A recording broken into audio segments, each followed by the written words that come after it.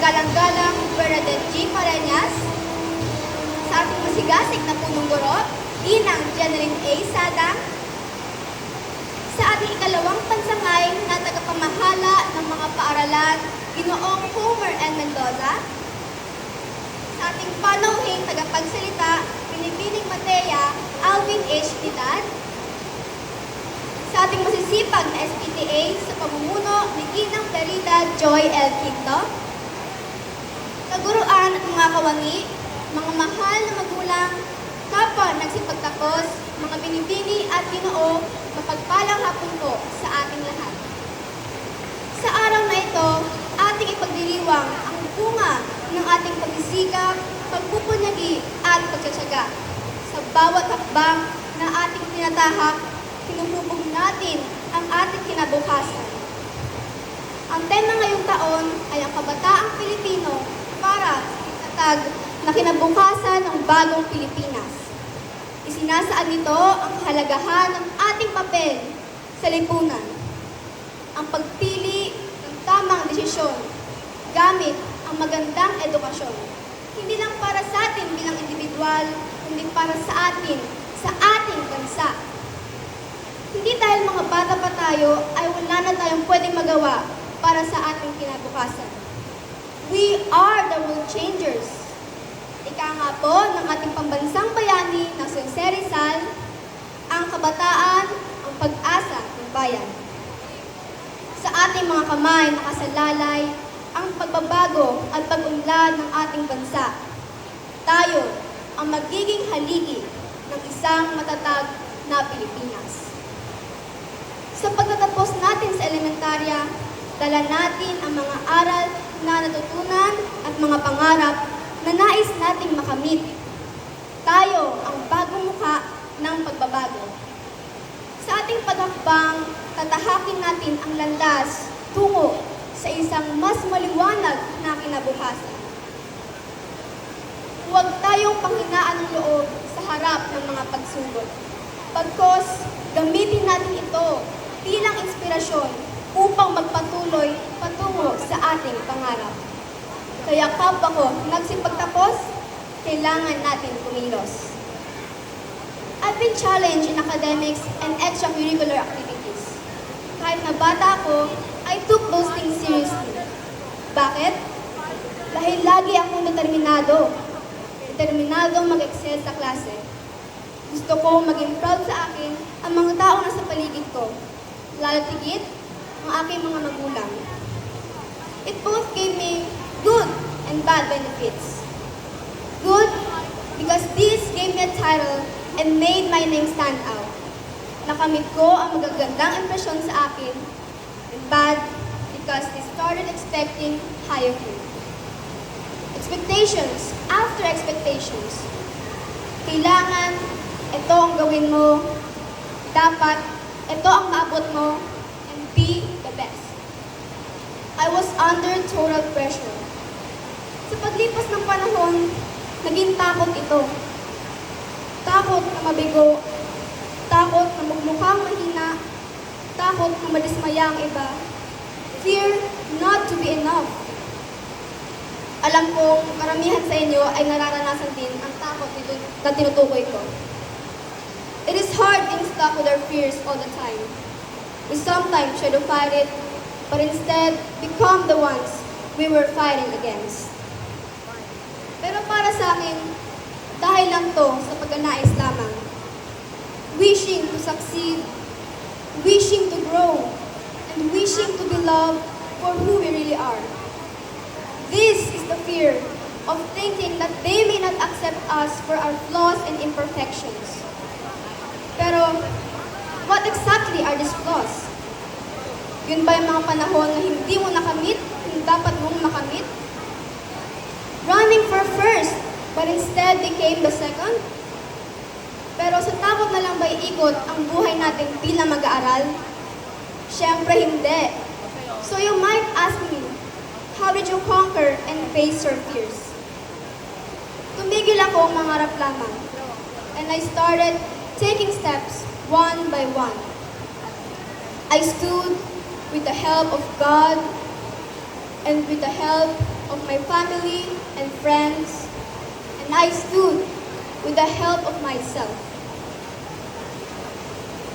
Sa lahat ng aking pagkakamali, determinado at desidido na akong baguhin ito. Iniba ko rin ang aking pananaw sa pressure na nararamdaman ko noon. I started thinking of those as a reminder to always do better each day. But I don't want to be a role model because I want you to be your own role model. Nang sa gayon, gagawin mo ang best mo. Okay lang magkamali. Okay lang bumaksak. And it's okay to take a break when you hit rock bottom. Pero huwag tumigil sa pagbangon. Lagi mong tandaan na kaya mo at kakayanin mo. Maging matapang ka. Dahil ang matapang, oo, umiiyak, pero hindi nagpapasindak. At dahil sa linyang yan, naririto tayo ngayon sa pagkakataong ito, we didn't only make others proud. We made ourselves proud. Naalala ko ang palaging sinasabi ng nanay ko sa akin na grades are just numbers. What matters most are the life lessons that we've learned in every circumstances and situations in life. Through the years, we discover more about ourselves and continuously define who we really are. Hindi natin ito makakamit kung hindi dahil sa tulong ng mga taong nakapaligid sa atin. Now, I would like to extend a heartfelt gratitude to those who have helped me. Sa aming mga minamahal na guro, sa bawat leksyon na itinuro ninyo sa amin, hindi lamang kami natuto tungkol sa mga konsepto at teorya, ngunit natutunan din namin ang halaga ng pagtsatsaga, determinasyon at pagmamahal sa pag-aaral. Ang inyong mga aral sa buhay ay hindi kailanman matutumbasan ng anumang aklat. Dahil sa inyong tiwala, suporta at dedikasyon, natuto kaming maging mas matatag at nagkaroon ng karagdagang lakas ng loob. Tunay na bahagi kayo sa aming tagumpay. Naway, patuloy kayo maging inspirasyon sa iba.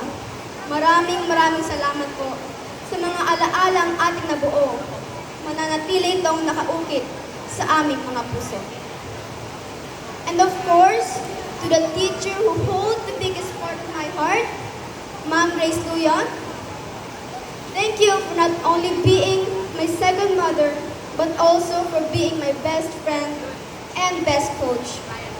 Salamat po dahil lagi kayong nandyan at sa laging pagtitiwala at sa laging pagsabi sa akin na kaya ko. You are the best teacher I could ever imagine and I genuinely mean that. Sa aming napakahusay at napakagandang punong guro, Ma'am Jeneline A. Sadang, at sa aming masiyahin at generous na master teacher, Ma'am Annie Abe, maraming salamat po sa suportang ipinakita nyo sapagkat mas naging masigasig kami at pusigitong pagbutihin pa ang mga ginagawa namin. Lalo na po, may pa-Jollibee at pa-cash prize po kayo sa amin. Thank you po!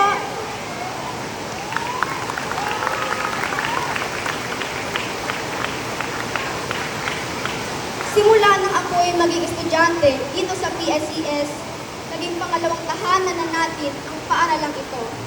Kasama ang mga di man kilala, ngunit agad namang naging kapamilya. Kami po ay lubos na nagpapasalamat sa inyo at saludo po kami sa inyong lahat. Masigabong palakpakan para sa ating magigiting na guro.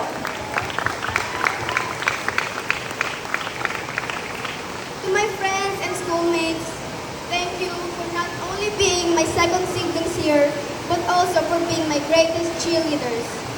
Especially to my best friends, you know who you are. Your understanding love is my rock shield during the toughest times. Thank you for being here with me.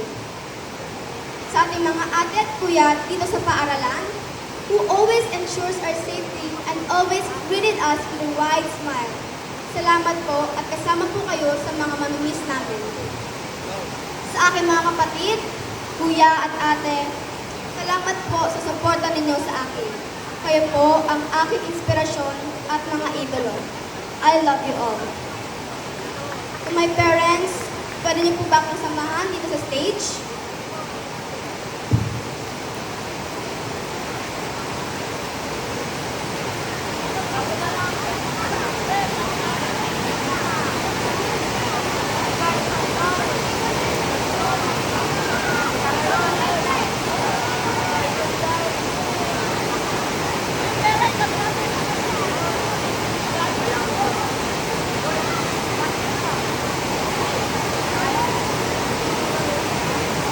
My loving parents, the moment I held my pen to write this letter, I couldn't help but get myself filled with emotions. You both have been and continue to be my guiding stars. Without the two of you, I wouldn't be who I am today. Tay, salamat sa pagiging pare mo sa bahay at naging pagtuturo sa amin na maging malapit sa poong may kapal. Salamat. Salamat dahil lagi ka nandyan sa amin. Salamat dahil kahit alam kong may pinagdadaanan ka, you chose to be strong and to love our family. Alam kong may mga pinagdadaan tayo ngayon, pero alam ko rin, malalagpasan po natin ito bilang isang pamilya. Nanay, maraming salamat po dahil sa mga pagkakataong nakulit ako, oo nagalit ka, pero hinahawakan mo ang aking palad, hiniyakap mo ko, at inahapros mo ang aking buhok sa mga gabing akala mo ay kulong na ako.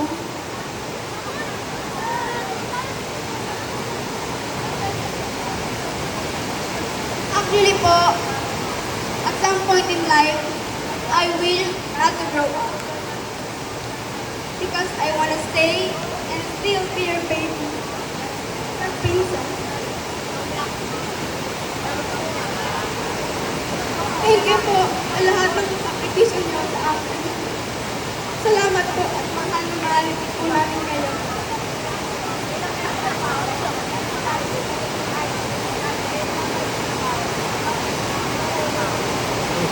Kapwa ko mag-aaral, dilisanin natin ang ating minamahal na alma mater, Patong St. Paul, and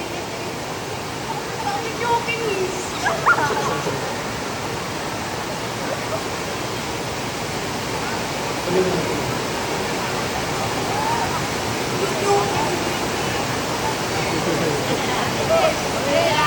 Ang ilan ay aalis, madalang medalya, sertipiko, at karanasan. Pero ang pinakagusto ko ay iiwan natin ang PSES na may mahusay na kaalaman at nabuong magandang relasyon. Sa ating poong may kapal, pinaalam ko ang lahat ng ito sa inyo. Maraming salamat po.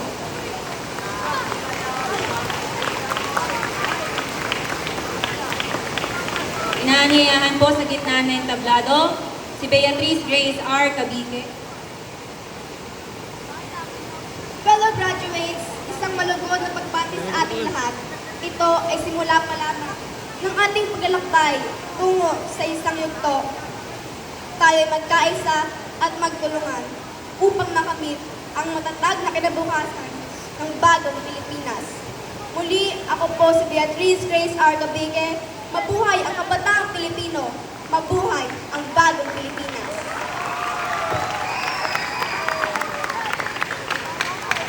Inaanyayahan po sa gitna ng tablado si Beatrice R. Cabique, mag-aaral na nagkamit ng may mataas na karangalan, at si binibining Joanna Marcia R. Cuya, gurong tagapayo. Ganon din si Ginang Matea Alvin A. Trinidad, ang ating panauwi